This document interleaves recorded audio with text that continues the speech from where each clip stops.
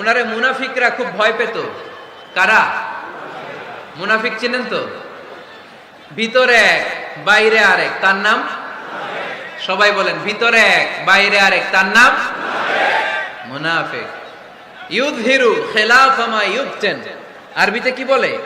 ইউযহিরু খিলাফা মা ইউবতিন, প্রকাশ করে একটা, ভিতরে আরেকটা। ভিতরে এক বাইরে আরেক, তার নাম সবাই বলেন, ভিতরে এক বাইরে আরেক, তার নাম। আমরা কি মুনাফিক হতে চাই? এরা যখন যে সুবিধাজনক অবস্থানে থাকে তখন তার সাথে থাকে। ডান দিকে যে বলে আপনি ভালো, আমি আপনার দলের লোক। বায়ে যে বলে আরে না এটা খারাপ, আপনি ভালো, আমি আপনার দলের লোক। এরকম আছে না নাই? যখন যে ক্ষমতায় তখন তারে তেল মারে।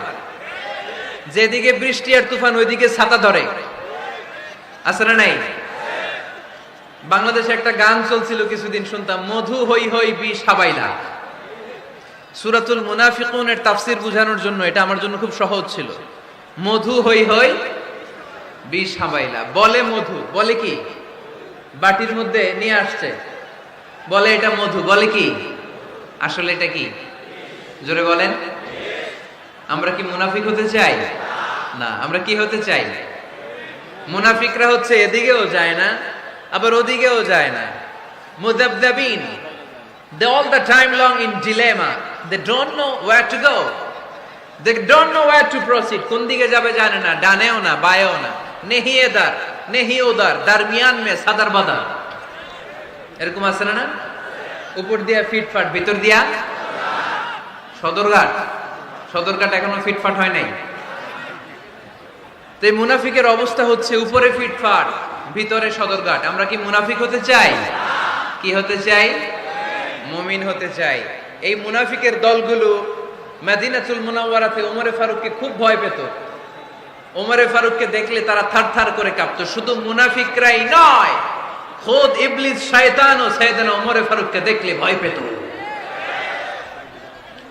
আমরা আমাদের ছেলে মেয়েদেরকে যদি খাবার না খায় আমরা কি বলি? আম্মু খাবার খাও। কি আসবে? ভূত আসবে, বিড়াল আসবে, বাঘ আসবে। এগুলো গাজীপুরে বলে না বোধহয়। আপনাদের ছোট্ট মেয়েটা যদি রাত্রে খেতে না চায়, আপনারা লোকমা তুলে কি বলেন? এই তাড়াতাড়ি খাও। কি আসবে? ভূত। ভূত আসবে। তো মদিনার সমাজে মদিনার ছোট্ট কচি কাঁচা সোনারমণিরাও রাতে খেতে চাইতো না।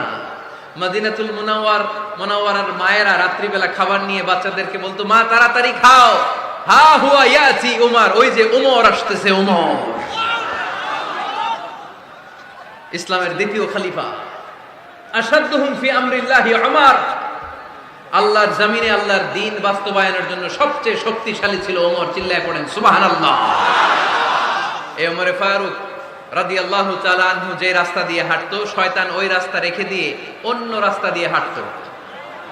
মা সালাকা শাইতানু ফাজ্জান সালিকান ইল্লা সালাকা ফাজ্জান গায়রা ফাজ্জিক। বিষ্ণু বলতেন, ওমর, শয়তান তোমারে দেখে এত ভয় পায়, তুমি যে রাস্তা দিয়ে হাঁটো শয়তান তোমারে দেখলে ওই রাস্তা রেখে দিয়ে অন্য রাস্তা দিয়ে হাঁটে। চিল্লায় পড়েন সুবহানাল্লাহ।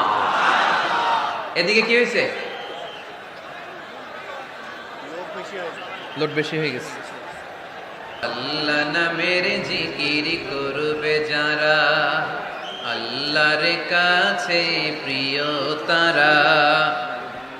আল্লাহর কাছে প্রিয় যারা, জান্নাতে প্রবেশ করবে তারা।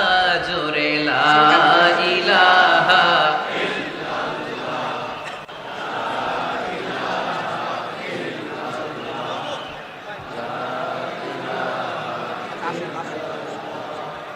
লা ইলাহা ইল্লাল্লাহ, লা ইলাহা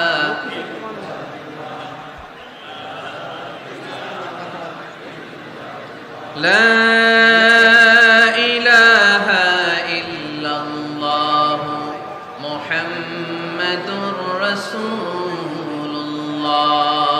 সাল্লাল্লাহু আলাইহি ওয়াসাল্লাম। সাইয়েদনা ওমর ফারুক মসজিদে নববীর ইমাম।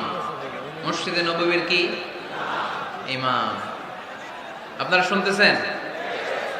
এই ছেলেরা বসে যাও, বসে যাও, বসে যাও, বসে যাও। সাইয়েদনা ওমর ফারুক মসজিদে নববীর ইমাম। এদিকে তাকান, আমার দিকে তাকান, আমার দিকে তাকান। উনি প্রত্যেক নামাজের ইমামতি করতে আসতেন মসজিদে নববীতে। জোহরের নামাজে ইমামতি করলেন, ইমামতি করে দেখলেন নামাজ শেষ, সবাই বের হয়ে চলে যায়।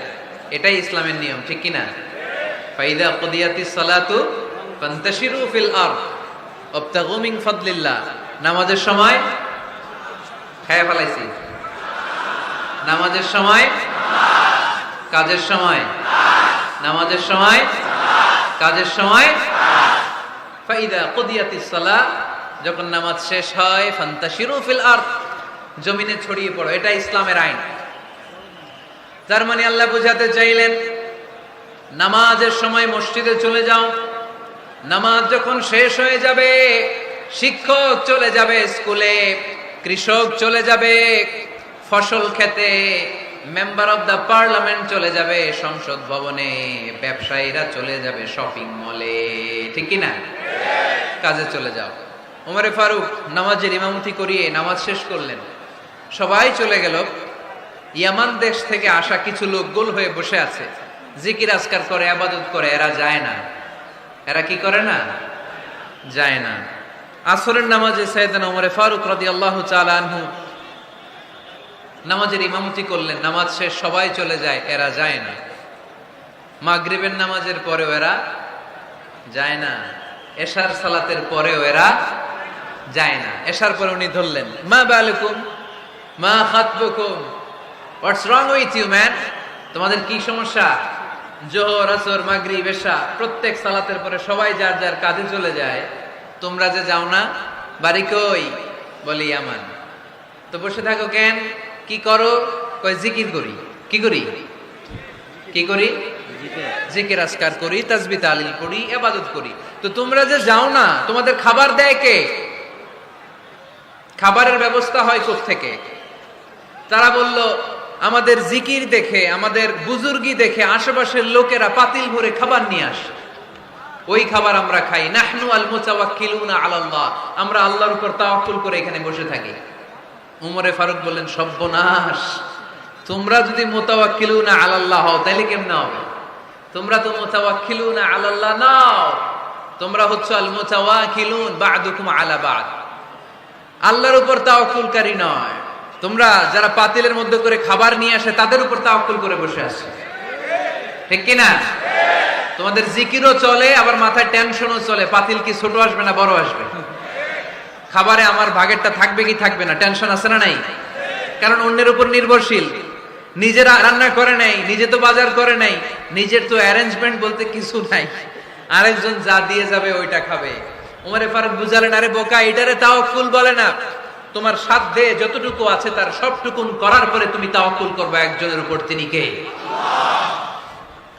এক সাহাবী বললেন, ইয়া রাসূলুল্লাহ, ইয়া হাবিবাল্লাহ সাল্লাল্লাহু আলাইহি ওয়াসাল্লাম, আমি অনেক দূর থেকে সফর করে এসেছি, এই যে আমার ওটের রশিটা, এটা ছেড়ে দিয়ে যদি আমি ঘুমিয়ে যাই, আল্লাহর উপর তাওয়াক্কুল করি, আমার ওটটা বসে থাকবে নাকি? বিষ্ণু বললেন, না, এটারে তাওয়াক্কুল বলে না। ওটের রশি রেখে দিয়ে ঘুমাইলে তোমার ওট দৌড় দিবে। এ আকিলহা সুম্মা তাওয়াক্কাল আলাল্লাহ, ওটের রশিটা আগে দড়ি দিয়ে ভালো করে গাছের সাথে বাঁধো, তারপরে তাওয়াক্কুল করবে একজনের উপর, তিনি কে? আগে বাঁধতে হবে, তারপরে তাওয়াক্কুল, আগে কাজ করতে হবে, তারপরে তাওয়াক্কুল।